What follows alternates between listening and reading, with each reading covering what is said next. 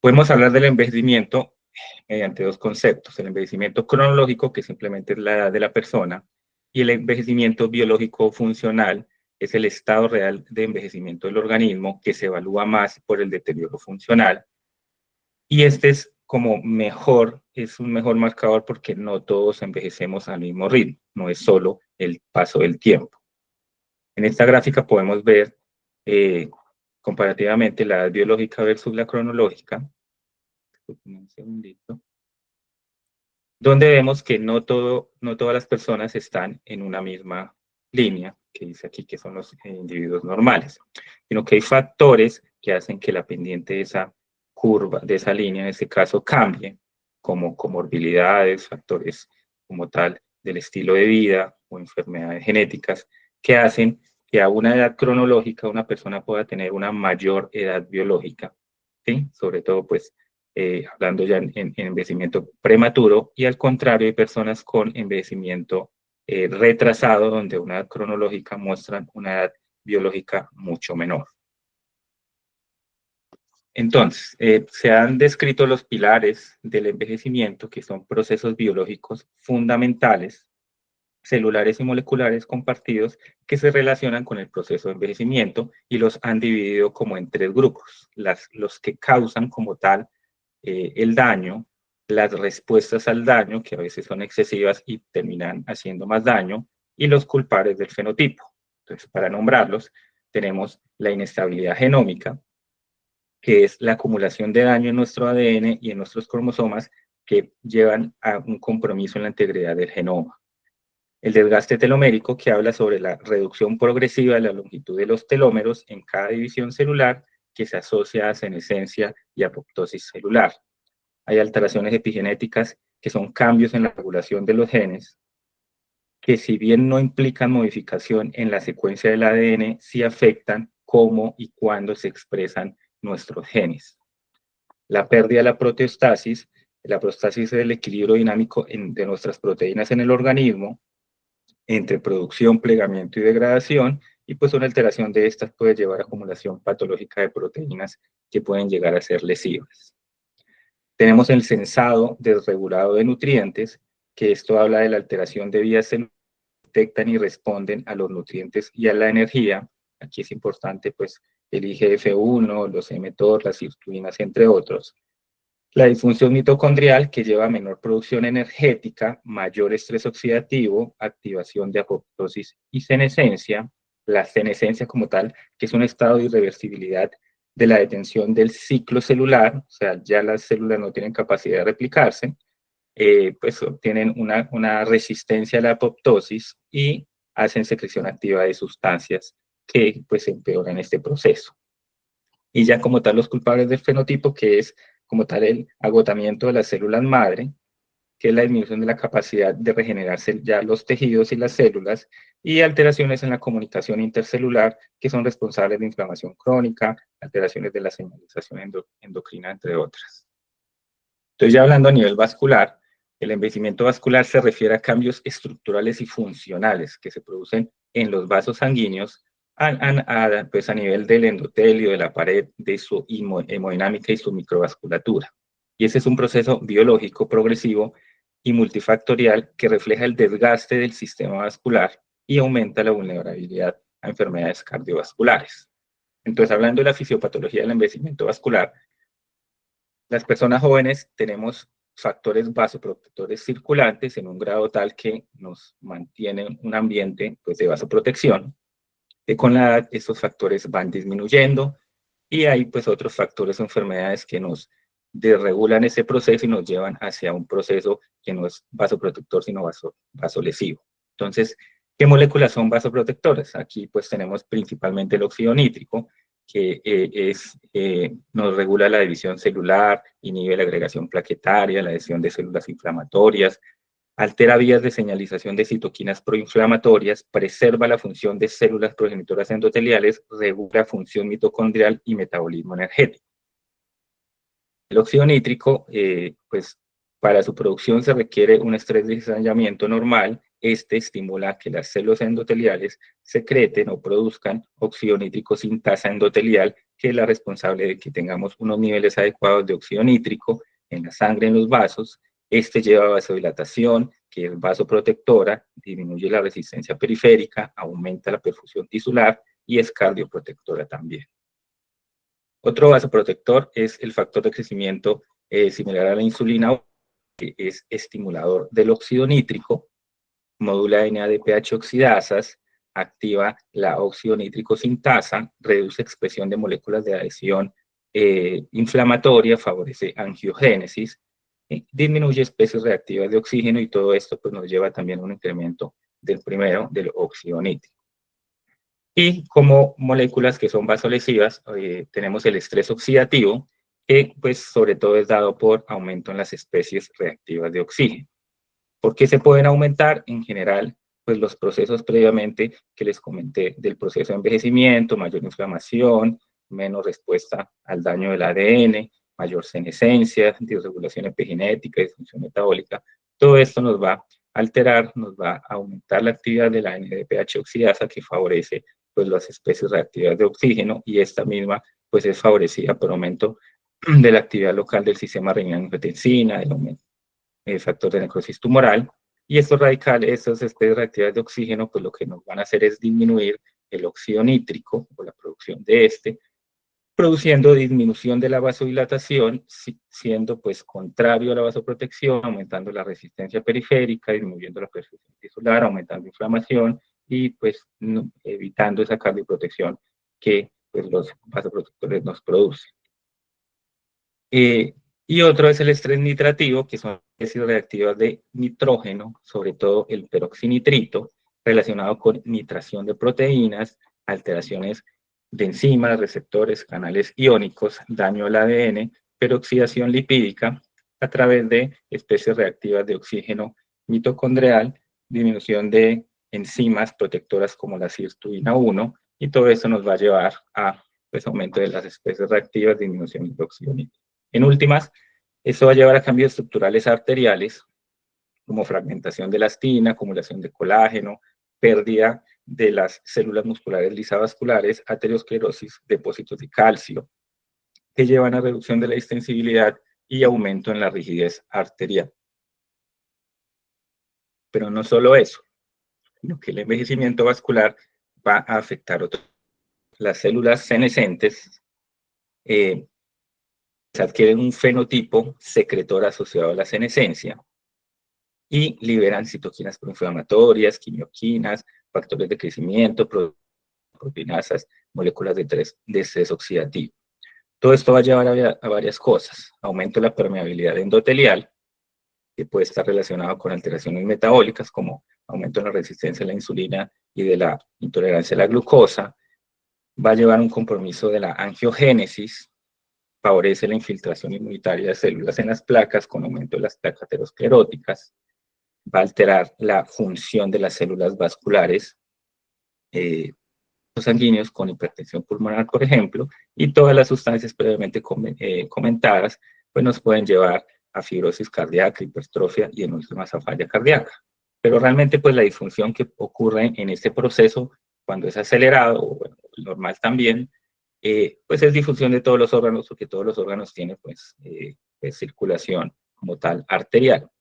Entre los principales, pues corazón, cerebro y riñón, con aumento del riesgo de stroke, de demencia, de aterosclerosis, de infarto, hipertensión pulmonar, hipertensión portal, diabetes, falla renal, enfermedad periférica, pues entre otras muchas consecuencias. Entonces la edad cronológica por sí solo es un mal predictor de la edad vascular, porque no captura la heterogeneidad del envejecimiento vascular entre individuos de la misma edad. ¿Y eso es por qué? Porque múltiples factores afectan la edad biológica. No es solo la edad cronológica, ese es uno de tantos. Entonces, el estilo de vida de las personas, el medio ambiente, el estatus socioeconómico, factores hereditarios, psicosociales, el sexo y las comorbilidades nos van a afectar, para bien o para mal, la edad biológica. Entonces, ¿cómo se puede evaluar la edad biológica? Pues se han diseñado estas estrategias, muchas de ellas están todavía en estudio, en mejoramiento, para ver cómo podemos pues, como estimar una edad biológica real para identificar pacientes, por ejemplo, que tempranamente se beneficien de estrategias pues, de intervenciones que favorezcan y disminuyan pues, como tal ese proceso acelerado.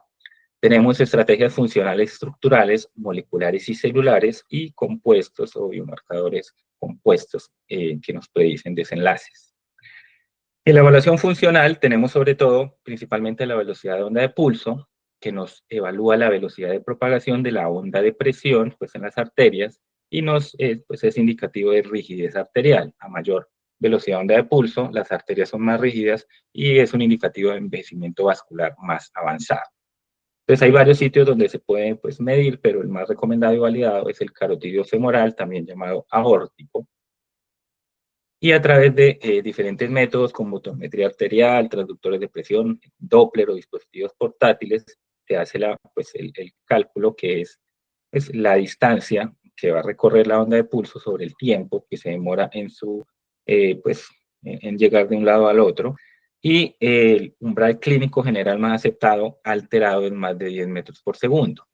Esta herramienta ha sido pues, muy estudiada y hay muchos estudios. Aquí traigo un metaanálisis grande que evaluó 17 estudios longitudinales donde evaluaron la velocidad de pulso de onda de pulso aórtica, 15.800 pacientes con un seguimiento 7.7 años, donde quisieron evaluar si es predictor para eventos futuros cardiovasculares y mortalidad.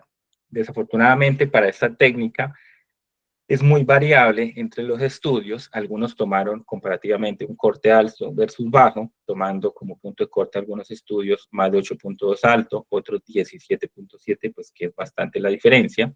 Y otros evaluaron incrementos de la velocidad de onda de pulso, pero algunos tomaron incremento cada 2.3 metros por segundo, mientras otros cada 5 metros por segundo. Y pues hubo mediciones por pues, diferentes técnicas.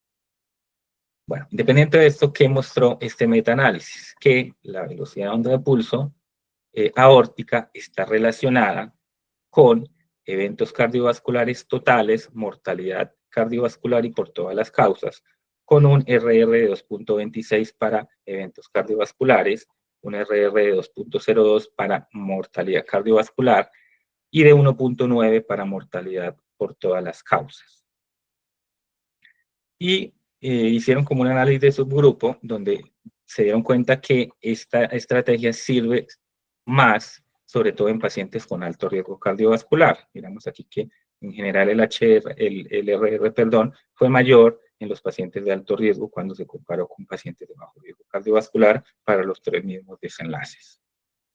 Entonces, esta herramienta es un predictor fuerte de eventos cardiovasculares futuros y mortalidad por todas las causas, principalmente en pacientes con alto riesgo cardiovascular de base. Se recomienda que puede ser usado en la clínica y pues diferentes guías nos hacen énfasis en que es necesario establecer valores de referencia pues para evitar esta heterogeneidad y que deben ser hechos en lugares con experiencia, con equipos adecuados y entrenamiento adecuado. Esta guía de la AHA nos hace pues algunas recomendaciones, entre otras que pues la rigidez arterial se debe medir por métodos no invasivos, como por ejemplo la velocidad de onda de pulso, y que es razonable medir esta rigidez para dar como una información adicional más allá de los factores de riesgo cardiovasculares pues estándares, pues para dar un poco más de información en la predicción de eventos cardiovasculares futuros. En la evaluación ya funcional tenemos la dilatación mediada por flujo. Esta es una herramienta que evalúa la función endotelial a través de la dilatación de una arteria en respuesta al aumento del flujo sanguíneo, mediado principalmente por óxido nítrico. Entonces, esta dilatación disminuye con el envejecimiento y es afectada por factores de riesgo cardiovascular. Entonces, ¿cómo se hace esta técnica? Se obtiene el diámetro en reposo de una arteria, usualmente la braquial. Por ultrasonido, se evalúa el flujo basal, se hace una oclusión temporal con un manguito, pues algunos lo hacen proximal, la mayoría lo hacen distal, en el antebrazo. Se insufla el manguito 50 milímetros de mercurio por encima de la sistólica por 5 minutos, generando isquemia distal, metabolitos que van a pues, intentar hacer vasodilatación. Después de que se desinfla el manguito, después de los 5 minutos, aumenta el flujo sanguíneo por hiperemia congestiva y aumenta el diámetro como tal del vaso. Entonces se mide el diámetro de la arteria entre 1 a 3 minutos posterior a la liberación de la presión y se toma el diámetro pico y se hace un cálculo que es el diámetro después de la liberación menos el diámetro basal sobre el diámetro basal por 100 y pues esto nos da un porcentaje que en general se indica que es normal en mayor de 5, aunque en personas jóvenes se pueden encontrar valores promedio entre 7 y 10. Entonces, esta técnica tiene valor pronóstico, ¿sí? En eventos cardiovasculares. También pues, se han evaluado en metaanálisis, donde se ha visto que por cada incremento de 1%, por cada incremento porcentual de la dilatación mediada por flujo por encima de 5%, se ha identificado una disminución significativa entre el 8 y el 13% de eventos cardiovasculares en pacientes, en este caso tanto de alto como de bajo riesgo cardiovascular.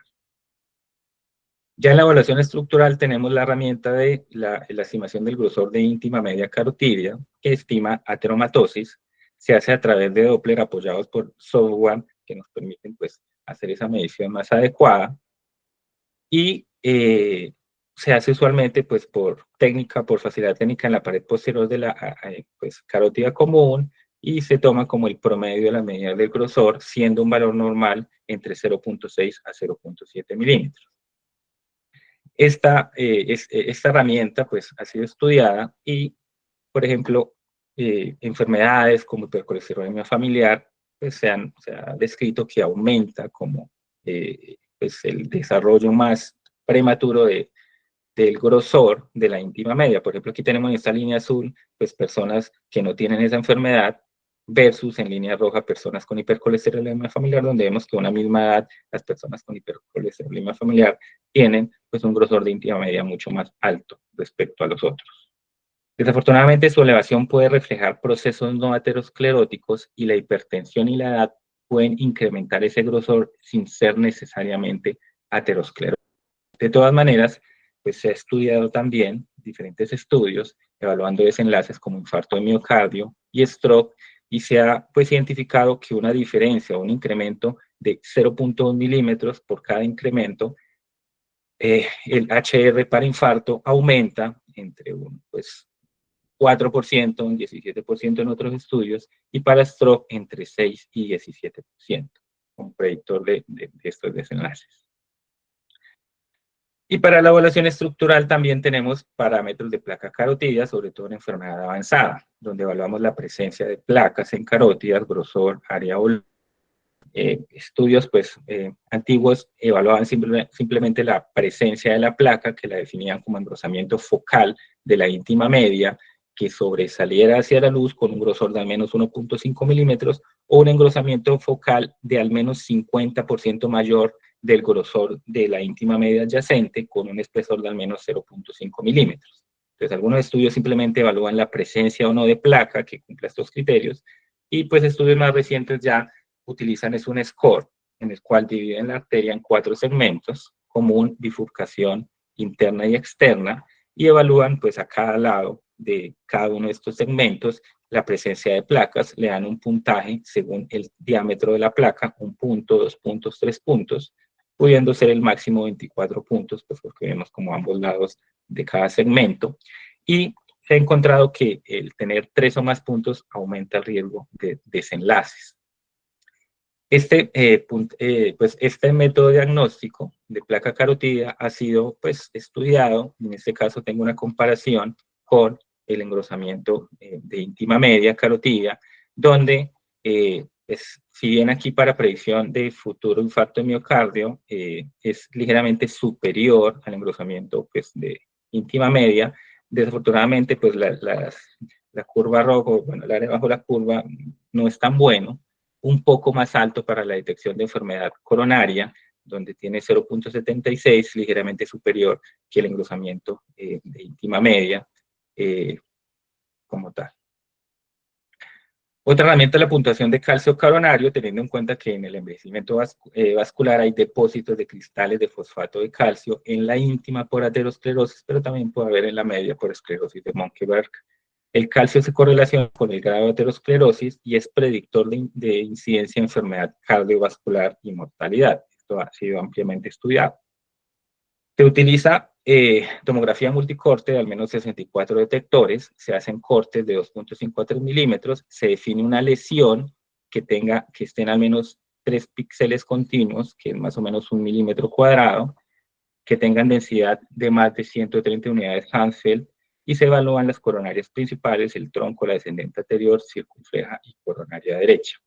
Y pues en donde se identifican zonas cálcicas, se hace el cálculo del score de Agatston, donde se calcula el área de cada sitio de calcio y se multiplica por un factor de densidad. A más densidad, pues se multiplica por 1, 2, 3 o 4, y el resultado es la suma total de todas las zonas cálcicas de los 4 vasos que ya les indiqué.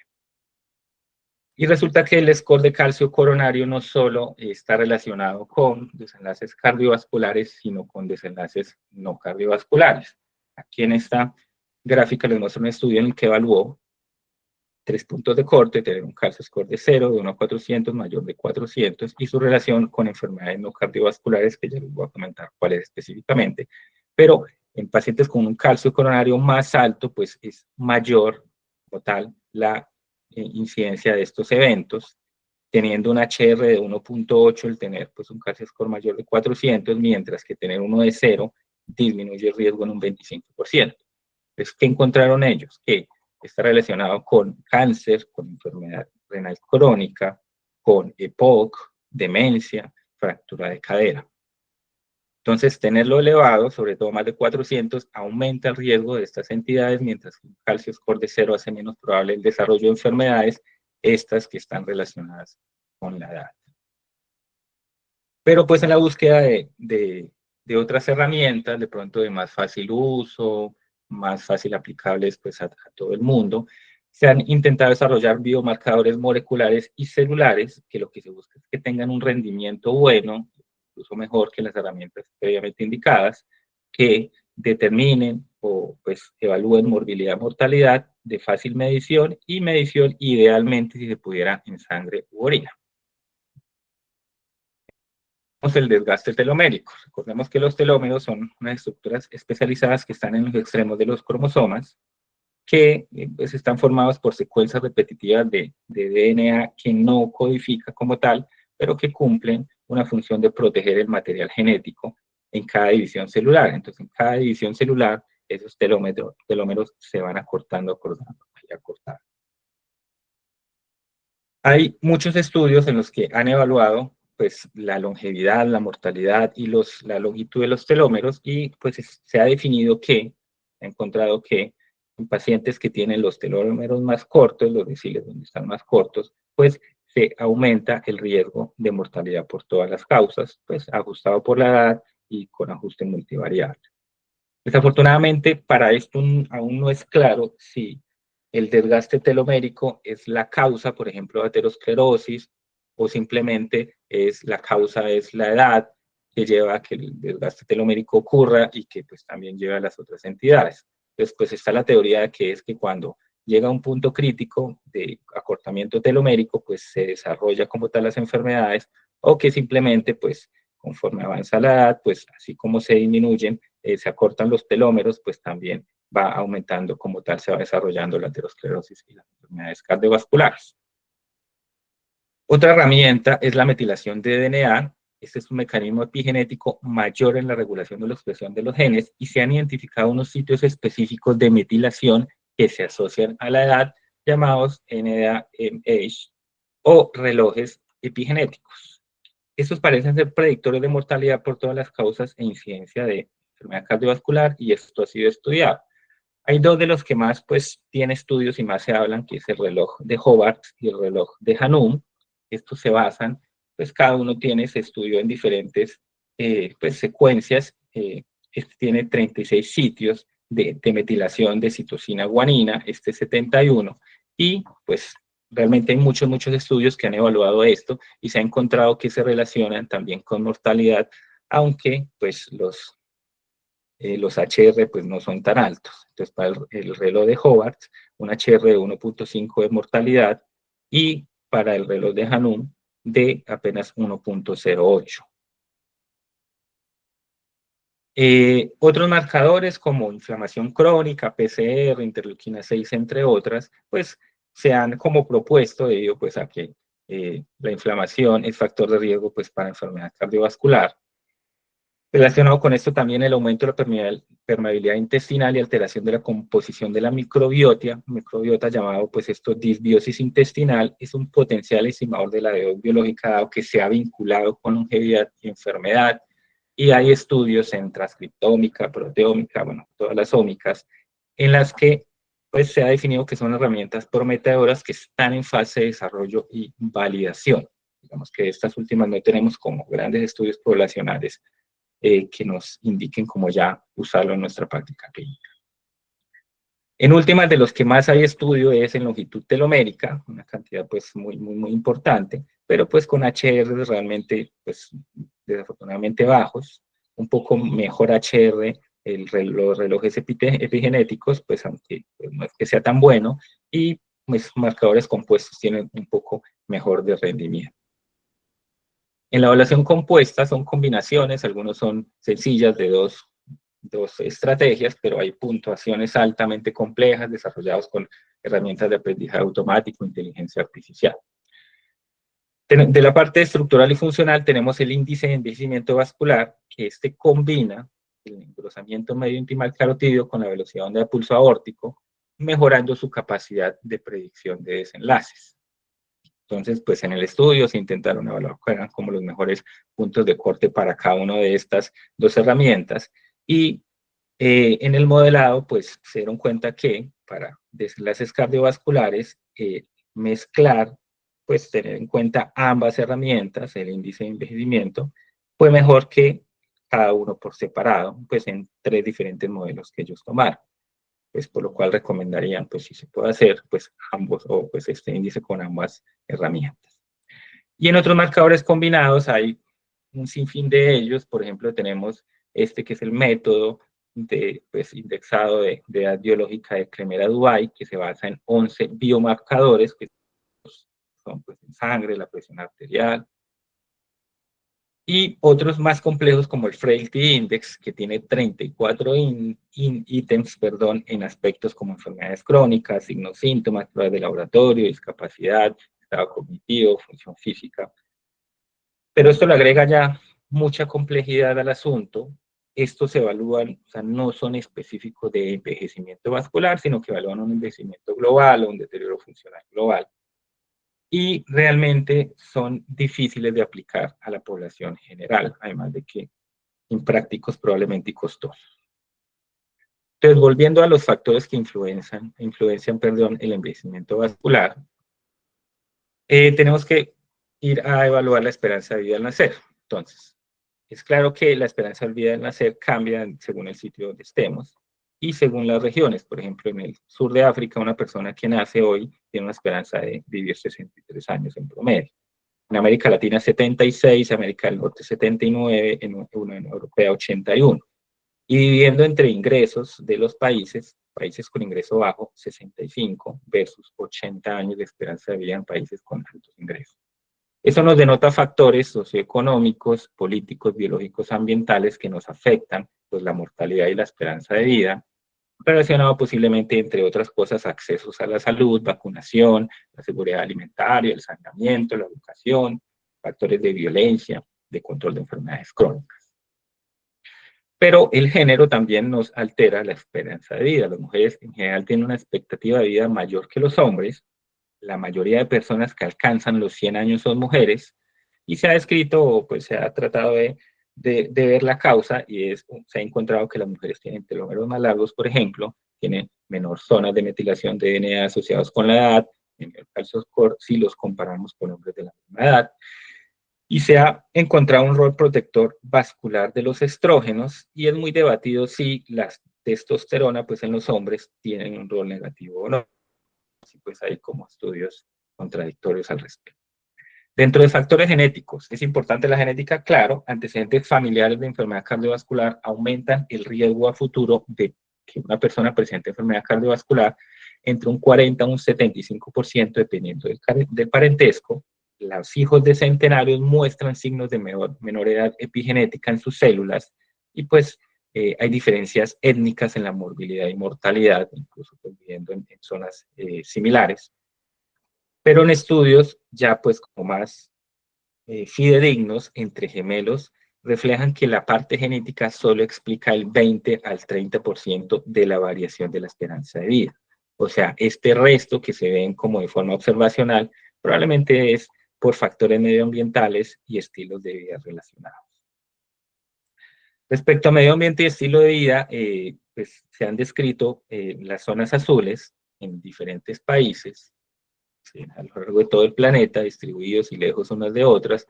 Estas zonas azules, ubicadas en Estados Unidos, Costa Rica, Italia, Grecia y Japón, son zonas donde unos grupos pequeños de población se ha encontrado que tienen una expectativa de vida mucho mayor a la esperada, mucho mayor a la del mundo, mucho mayor a la del país en donde están.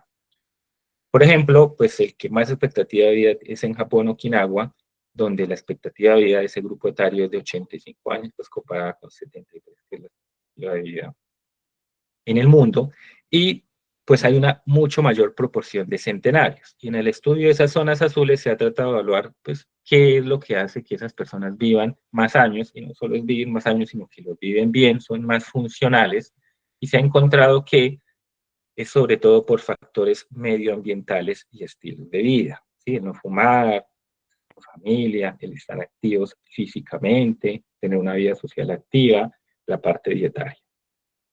Entonces, el medio ambiente y el estilo de vida son muy, muy, muy importantes pues, en el envejecimiento y en el envejecimiento vascular. La actividad física, el ejercicio vigoroso, pues nos favorece la parte cardiovascular, metabólica, musculoesquelética y neuropsiquiátrica, nos ayuda a la prevención de enfermedades crónicas y en últimas, pues a prevenir estas enfermedades a un aumento en nuestra longevidad. Y pues obviamente se ha estudiado, hay estudios en los que la actividad física moderada, por lo menos 150 minutos por semana, o intensa de al menos 75 minutos por semana, lo que equivale a más o menos 500 minutos por semana, se ha relacionado con disminución de la mortalidad cardiovascular, con un HR de 0.55, independiente de la edad, tanto a personas mayores de 50, menor de 50, si tienen sobrepeso o no, si son fumadores o no, incluso mira que fumadores pues tienden a tener un poquito mejor de impacto. Entonces, pues independiente de comorbilidades y condiciones, el ejercicio, la actividad física es bueno para la mortalidad cardiovascular. Y se ha encontrado que las personas sedentarias, la fracción atribuible a mortalidad por todas las causas y mortalidad cardiovascular también es aumentada. Entonces miren que comparativamente aquí en negrito la mortalidad por todas las causas es mayor en personas sedentarias, o sea, le podemos atribuir al ser sedentario más que la hipertensión, que el sobrepeso, que el cigarrillo, ¿sí? Y es la segunda ya hablando en mortalidad cardiovascular. Entonces esto es muy importante. Y otro punto importante es la alimentación. Entonces, pues se han pues, estudiado diferentes pues, grupos de alimentos y desenlaces cardiovasculares. Entonces, sabemos que el consumo de frutas es bueno para enfermedad cardíaca, stroke, diabetes, vegetales sobre todo de hoja verde, se ha relacionado con disminución de incidencia de diabetes, granos enteros, semillas y nueces, se ha relacionado con enfermedad, con muerte cardíaca, con pues, enfermedad no fatal, con diabetes. Respecto a las carnes, bueno, el café, pues está relacionado con disminución del desarrollo de diabetes y enfermedad cardiovascular. Las carnes rojas, así sean no procesadas, son un factor de riesgo para stroke, para diabetes, peor aún, las carnes procesadas, también para mortalidad cardiovascular. El pescado se ha asociado a menos stroke y muerte cardíaca y pues en algunos estudios muestra pues no significativamente un aumento del riesgo de diabetes. Y las bebidas azucaradas, obviamente, que no son recomendables, aumenta el riesgo de diabetes. Respecto a las grasas, pues ya es muy, grasas trans aumenta el riesgo de desenlace adverso, en este caso enfermedad cardíaca, el exceso de consumo de sodio en la dieta relacionado con stroke, enfermedad muerte cardiovascular y grasas poliinsaturadas como omega 3 y 6, sobre todo de fuentes del mar, está relacionado con disminución de desenlaces como enfermedad cardíaca fatal y stroke. Entonces, ¿qué alimentación se asocia a envejecimiento saludable? Pues aquella que utiliza alimentos no procesados, nutrición basada en plantas, moderado consumo de carne magra y pescado. Y la dieta que promueve la aterosclerosis es la dieta occidental clásica, donde tenemos muchos azúcares refinados, carne procesada, alto consumo de sal y aceites vegetales hidrogenados, pues que tengan grasas trans, aceite de palma, maíz. Pero no solo también qué comemos, sino la cantidad. O sea, pues ya está escrito que la restricción calórica y el ayuno tienen efectos fisiológicos favorables, efectos moleculares favorables, y todo esto está relacionado con aumento como tal o sea, disminución en la mortalidad y aumento en la esperanza que tenemos de vida. El tabaco se ha asociado a 36 subtipos diferentes de enfermedades cardiovasculares, tanto fatales fatales y no fatales. Entonces, se ha relacionado con enfermedad cardíaca isquémica. Tenemos aquí, pues, el RR, que un paciente fumador, pues, activo, pues, aumenta muchísimo más el riesgo de enfermedad cerebrovascular. En los exfumadores, si bien ya dejaron de fumar, nunca vuelven al riesgo de una persona que nunca fumó, relacionado con falla cardíaca, con enfermedad arterial periférica y con, pues, enfermedad cardiovascular mayor y no mayor. Y el consumo de alcohol, si bien, pues, hay estudios que muestran que un consumo moderado es una bebida diaria, han mostrado efectos cardiovasculares. Pues, efecto es modesto y están basados especialmente en el consumo de vino tinto, que han visto que aumentan los niveles de HL y tiene efecto antioxidante de los polifenoles propios, pues, que están en este vino. Mientras que el consumo excesivo definido por más de 2 bebidas al día aumentan el envejecimiento, pues, vascular, el estrés oxidativo, inflamación, rigidez, disfunción epitelial. Pero incluso con este efecto, pues se ha encontrado que el consumo de alcohol en general aumenta el riesgo de cáncer, de enfermedad hepática, accidentes, violencia, suicidio, homicidio, entre otros, por lo cual, pues, realmente uno no, pues, podría recomendar realmente el consumo de alcohol, dado, pues, el beneficio que no es como tan importante, y sí hay riesgos relacionados con su consumo. Por último, ¿qué estrategias tenemos para tratar de mejorar, disminuir ese, pues, envejecimiento biológico? Pues las medidas relacionadas, pues, con comportamientos que ya hablamos: no consumir alcohol, no fumar, restricción calórica, ayuno, no consumir, pues, alimentos que no sean, pues, no tengan un beneficio, hacer actividad física, bajo consumo de sal, más productos basados en plantas. Y estrategias farmacológicas, que esto, pues, apenas está en estudio y realmente, pues, no es que haya como algo muy claro ya estudiado. Entonces, en estudios observacionales se ha evaluado que la rapamicina es el sirolimus en Colombia, que es un inmunomodulador, en pacientes quienes lo usan, se ha visto que ha disminuido, por ejemplo, como tal, rigidez arterial, presión arterial, el engrosamiento íntima media, pero pues es claro que hay efectos secundarios con el uso de estos medicamentos, entre los cuales tenemos infecciones severas, alteraciones hematológicas, oncocitis, alteraciones metabólicas. El uso de la metformina, pues no solo disminuye como tal el nivel de glucemia, sino reduce el riesgo cardiovascular, mortalidad, el peso, y se ha asociado, pues, a mejoría en niveles de salud vascular, con algunos efectos secundarios, aunque no tan importantes, como efectos gastrointestinales, un riesgo de hipoglicemia, aunque es bajo, acidosis láctica y anemia, que también son raros.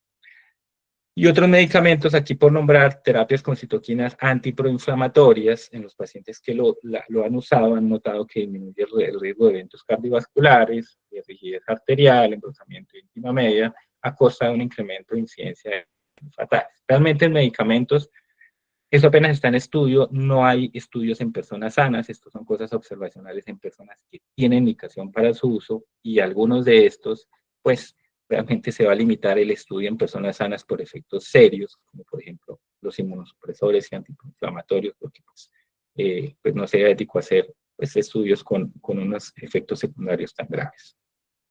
Para concluir, el daño vascular relacionado con la edad no solo depende de rasgos hereditarios, sino que es influenciado por el estilo de vida, condiciones medioambientales, comorbilidades, y la evaluación de riesgo de enfermedad vascular debería basarse más en la edad biológica que solo en la cronológica, que es como el enfoque actual.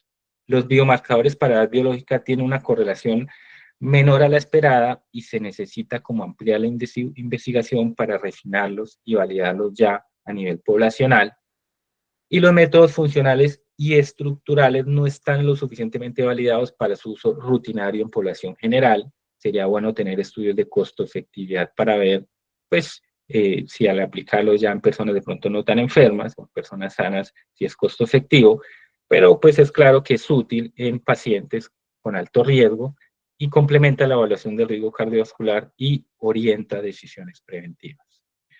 Los cambios en estilo de vida, esto es lo principal, sigue siendo el pilar de intervención para desacelerar el proceso de envejecimiento biológico y disminuir el impacto pues, económico y social que el envejecimiento no saludable nos conlleva. Y eso era todo. Muchas gracias. Quedo Rodrigo, atento muchas a gracias sus... por la presentación. ¿Aló? ¿Me escuchas? Sí, señor, lo Hola, escucho. Rodrigo. Ah, bueno, listo, aquí estoy.